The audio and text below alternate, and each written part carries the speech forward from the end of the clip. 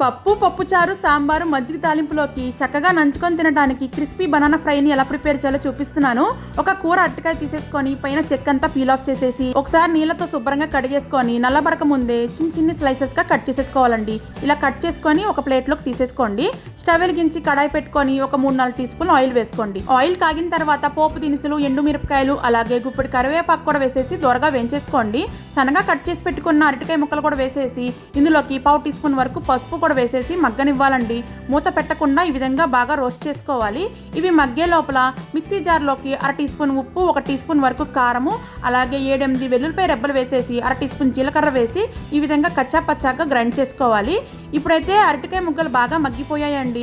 Golden brown colour వచ్చాక మనం prepare చేసుకున్న మసాలా పొడి కూడా వేసేసి అరటికాయ ముక్కలకి బాగా పట్టే విధంగా ఒకసారి టాస్ చేసేసుకోండి. క్రిస్పీగా ఫ్రై చేసేసుకొని వేడివేడిగా సర్వ్ చేసుకుంటే ఎంతో రుచికరమైన spicy banana fry ready. Thanks for watching.